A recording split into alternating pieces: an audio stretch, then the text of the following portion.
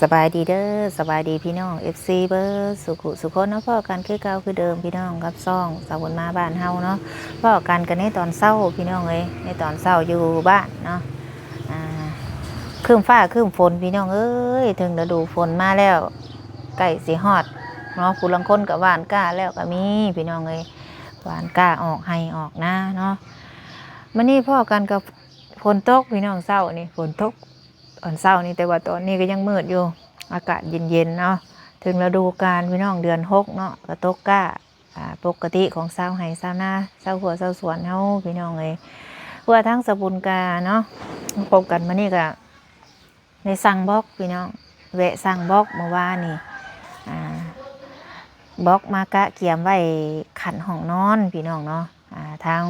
เอื้อยเพิ่นให้เงินมาก็เลยอยากขันห้องนอนเมื่อนี้ก็สั่งบล็อกเพิ่นพี่น้องว่าสิเอาพันก้อนเนาะยันบ่มีบ่อนเมียนนะเอามาเมียนเฮ็ดไซไว้ขันห้องนอนพี่น้องเลยก็พอดีทางอ้ายเนาะอ้ายหักของสบุญในที่เพิ่นฝากเงินมาให้200เพิ่นว่าให้ซื้อบล็อกมาไว้เด้อเพิ่นว่าสบุญก็เลยสั่งเนาะเมื่อคืนนี่เพิ่นก็มาส่งแต่ว่าเพิ่นสิให้ได้แต่800เพราะว่าเพิ่นเฮ็ดบ่ทันแน่แบบคนงานเพิ่นก็เมื่อเฮ็ดหน้าเพิ่นลาออกเบิดแล้วเมื่อวานก้าเพิ่นว่าก็เลยเมื่อคืนนี่เพิ่นเอามาให้400มื้อเช้านี่ก็เอามาให้400เพิ่นเอามาให้เรียบร้อยแล้วพี่น้องเอ้ยเอามาครบเบิดแล้วเนาะก็พอดีทางไอทีเพิ่นฝากเงินมาว่าเพิ่นสิช่วยซื้อบล็อกเนาะส่วนเพิ่นฝากมาแล้วสบุญก็ได้สั่งบล็อกมาไว้เนาะจ่ายเบิดไปก็เท่าใดพี่น้องเอ้ยเนาะแล้วจังเบิ่งน้ำกันเพราะว่าสบุญกับท่านได้ทายเพิ่นน้อยนึงเพราะว่าช่วงเพิ่นมานั่นสบุญก็ยังอาบน้ำอยู่พี่น้องเลยเนาะเพิ่นมาแต่เช้านะเพราะว่าเพิ่นเวียกหลายเนาะทางสบุญก็ต้องขอบใจไปทางไอทีได้หลายเด้อเนาะที่ฝากเงินมาช่วยทางครอบครัวของน้องอีกแล้วเนาะขอให้ไอทีอยู่ดีมีแรงบ่เจ็บบ่ให้ได้ความไข่บ่ให้มีเด้อคิดสิ่งใดก็ขอให้สมความมุ่งมั่นปรารถนาทุกสิ่งทุกอย่างเฮ็ดเวียกการงานอะไรก็ขอให้ประสบผลสำเร็จเนาะขอให้อายุมั่นขวัญยืนเด้อเนาะสาธุให้บุญคำนำสู้เนาะฝากเงินมาเติมอีกพี่น้องเอ้ย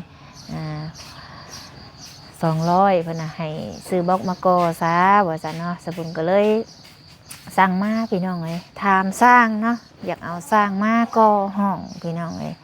อยากเอาสร้างมากอห้องก็ไปถามไผก็บ่มีผู้มาให้เนาะผู้ใดก็สิออกว่านก้าแล้วอาจารย์สบุญซ้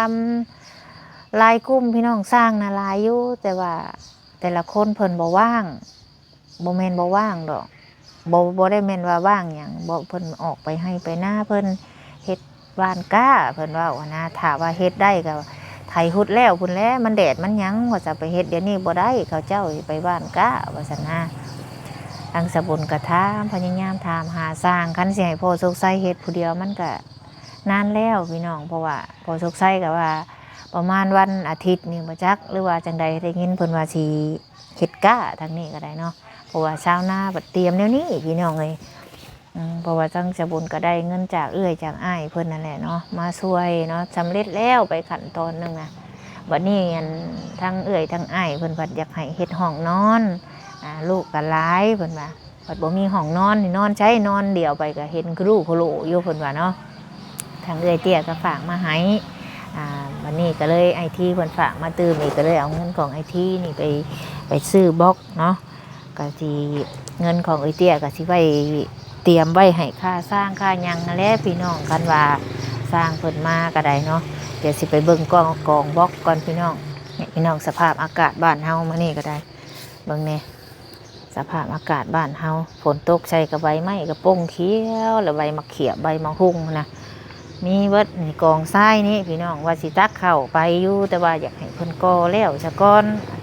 คิดไว้ในใจนะพี่น้องเอ้ยนี่นะบอกมากองไว้นี่เต็มคือป่านี่นี่พี่น้องเนาะเอามาเนี่ยนี่800ก้อนพี่น้องป้าเธอปู่ว่าเอามาก่อใช้เพื่อนเดียวไปแหลกพ่อห้องนอนพี่น้องคือได้เคยเว้าเนี่ยก่อห้องนอนได้แล้วก็นี่บทนี่ก็ยังสิเอาเข่าอีขี้ดินก็ได้อยู่นี่แหละพี่น้องเนาะ เรือนซานลานแป้นเฮาก็คือที่เฮ็ดนี่แหละพี่น้องเอ้ยเป็ดมาเป็นหยังก็เป็นเนี่ย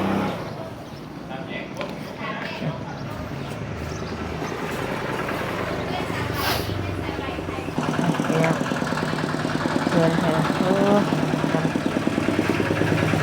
อันนี้ก็สิแล้วว่าเอารถมาอีกบ่มันนี่พอสงสัยเนาะ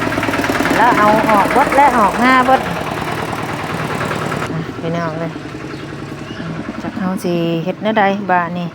สิพยายามหาสร้างพี่น้องหาสร้างก็ยากแท้ๆสร้างก็ได้เขาเจ้าว่าเฮ็ดให้เฮ็ดหน้าแล้วผู้ใดก็บ่อยากมามื้อนี้ก็ยังบ่ฮู้ว่าสิไปทางใดพี่น้องเอ้ยทางเฮาก็ได้ยังบ่ฮู้ทางสิไปอยู่ครึ้มฝนพี่น้องเอ้ยเนาะสิให้สร้างเพิ่นมาเฮ็ดให้ก็บ่มีผู้ว่างคิดหาอยู่เดี๋ยวนี้ผู้ใดก็ฮู้จักสร้างก็ไผว่างงานก็มาเฮ็ดให้ในเด้อเนาะช่วงนี้ก็ได้พี่น้องเอ้ยเนาะป้ามาลักเอาบล็อกลงมาให้กันบะนี่มาแต่เช้าอีหลีนี่เนาะเป็ดร้อยพวกนี้คัน1,000จะไปไว้ใช้อันนี้เรียบร้อยมื้อนี้มา3คนเบิ่งบินเงินพี่น้องจ่ายเงินเพิ่นกันเธอป้ามาจับกล้องนี่นะตากล้องให้ป้าเป็นตากล้องให้เพิ่นมาอยู่ทั้งทีเห็นคนอยู่ป่ะบ่นี่เดบล็อกก้อน1,4500800ก้อนตกอยู่3 ล้านกับ6 เซนคนมาคันมันบ่พอเล็กน้อยได้เล่นไปเอาเองใครแน่นะเพิ่นมาส่งแต่เช้าออกมาเพิ่นจนคนเบิดจ่ายเพิ่นกัน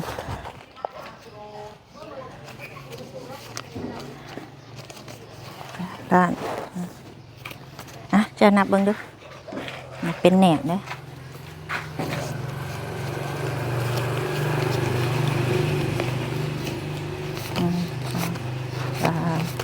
4 5 6 7 8 9 10 11 12คือฝนขี้ตกเนาะที่แรกมันเห็ดในชาวนาปวดนะที่เห็ดเฮือนกับบ่มีสร้างสิมาเห็ดผู้ใดกับข้าวสิไปบ้านก้าพอตกไปแล้วระยะหนึ่งแดดบาทแม่น3 ล้าน 3,600,000เนาะเจ้าเบิ่งที่เพิ่นพอเฮ็ดสิดอกมันเด็กนั่นเขาเบิ่ง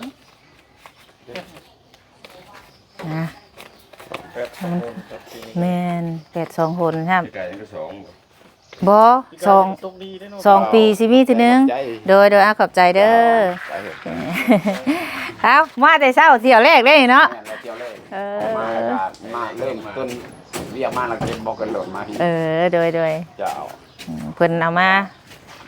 800ก้อนแม่นเฮาไปไว้เฮาก็ได้หลายเที่ยวเนาะโดยขอบใจคือกัน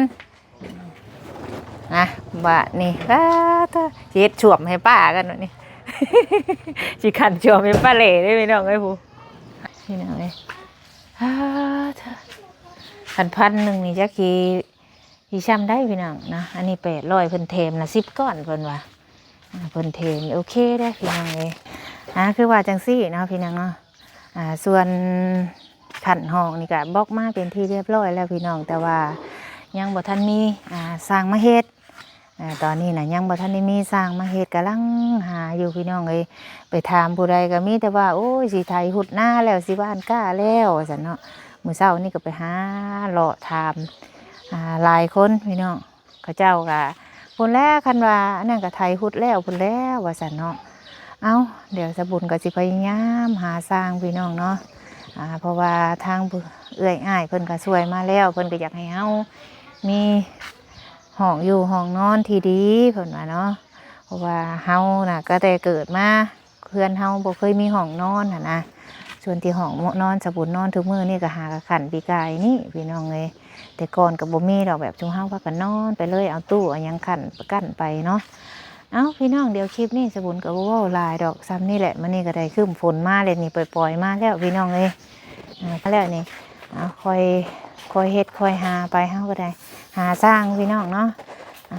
สำหรับคลิปนี้ก็สิขอจบกันเด้อพี่น้องเด้อขอบคุณเอ่ยอ้ายเบิดทุกคนที่ยืนมือเข้ามาช่วยเฮือนของสบุญนี้เนาะขอบคุณในลายให้อยู่ดีมีแฮงสุขภาพเข้มแข็งความเจ็บอย่าได้ความไข้อย่าซูมี